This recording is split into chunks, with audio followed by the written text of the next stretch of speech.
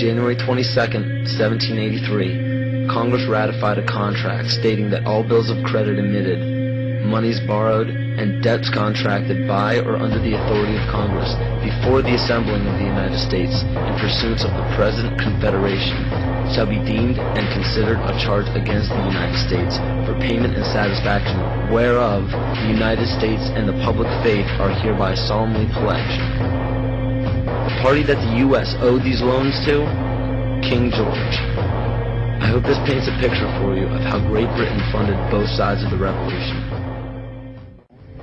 To this day, Great Britain collects taxes from the United States via the IRS.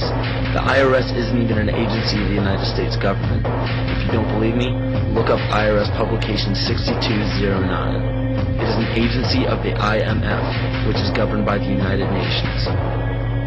Sekarang didikte oleh IMF, oleh Bank Dunia.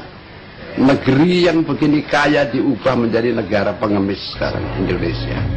The FCC, CIA, FBI, and NASA were never part of the United States government. The U.S. government only holds shares of the stock in various agencies.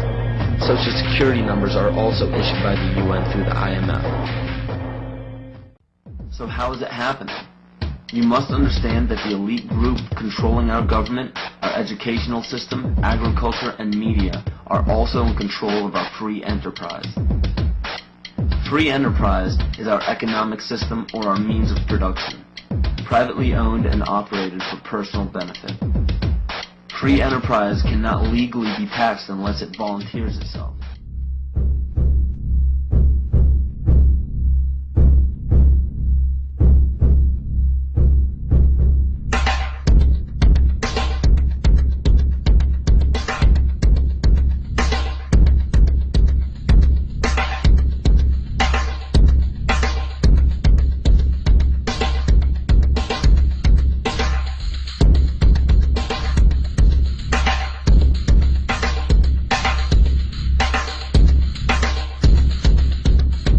In 1775, the American Revolutionary War began as the American colonies sought to detach from England and its oppressive monarchy.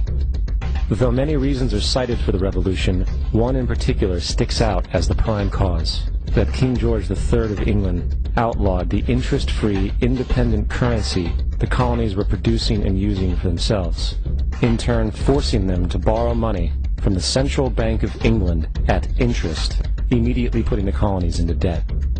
And, as Benjamin Franklin later wrote, the refusal of King George III to allow the colonies to operate an honest money system which freed the ordinary man from the clutches of the money manipulators was probably the prime cause of the Revolution. In 1783, America won its independence from England. However, its battle against the central bank concept and the corrupt, greed-filled men associated with it had just begun. So what is a central bank? The central bank is an institution that produces the currency of an entire nation. Based on historical precedent, two specific powers are inherent in central banking practice: the control of interest rates and the control of the money supply, or inflation. The central bank does not simply supply a government's economy with money, it loans it to them at interest. Then, through the use of increasing and decreasing the supply of money, the central bank regulates the value of the currency being issued.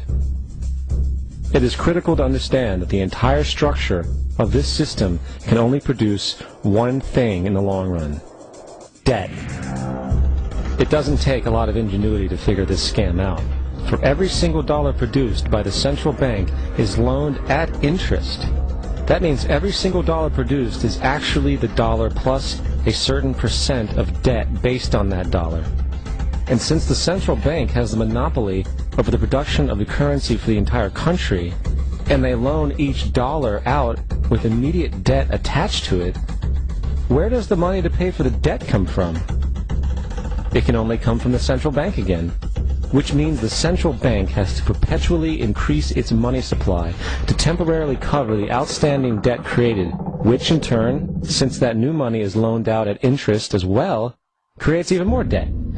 The end result of this system without fail is slavery, for it is impossible for the government and thus the public to ever come out of the self-generating debt. The founding fathers of this country were well aware of this.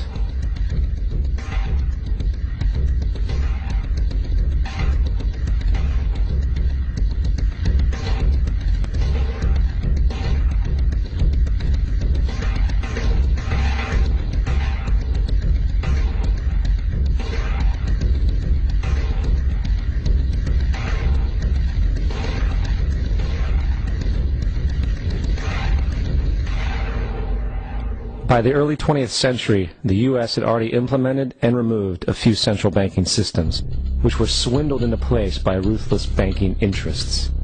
At this time, the dominant families in the banking and business world were the Rockefellers, the Morgans, the Warburgs, the Rothschilds. And in the early 1900s, they sought to push once again legislation to create another central bank. However, they knew the government and public were very weary of such an institution, so they needed to create an incident to affect public opinion. So, J.P. Morgan, publicly considered a financial luminary at the time, exploited his mass influence by publishing rumors that a prominent bank in New York was insolvent or bankrupt.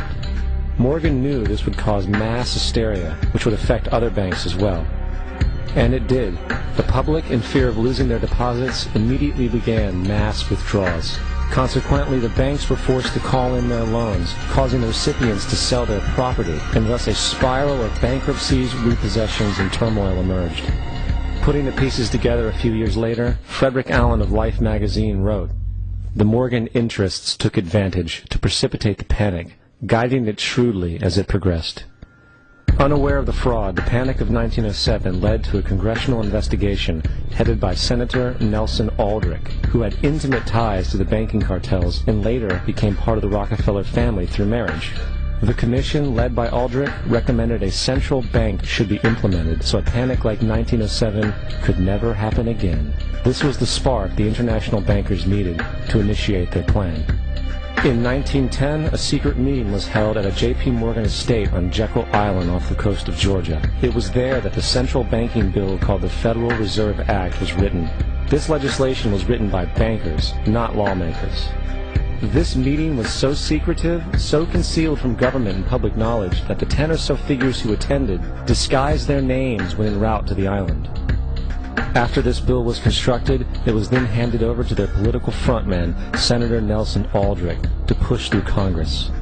And in 1913, with heavy political sponsorship by the bankers, Woodrow Wilson became president, having already agreed to sign the Federal Reserve Act in exchange for campaign support. And 2 days before Christmas, when most of Congress was at home with their families, the Federal Reserve Act was voted in, and Wilson in turn made it law. Later, Woodrow Wilson wrote, in regret,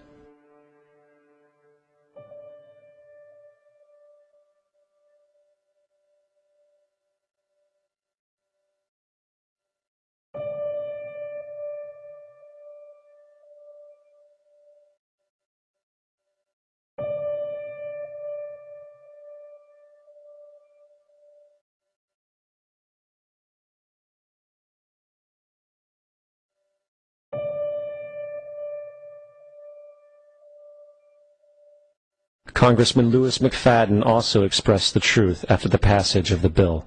A world banking system was being set up here, a superstate controlled by international bankers, acting together to enslave the world for their own pleasure.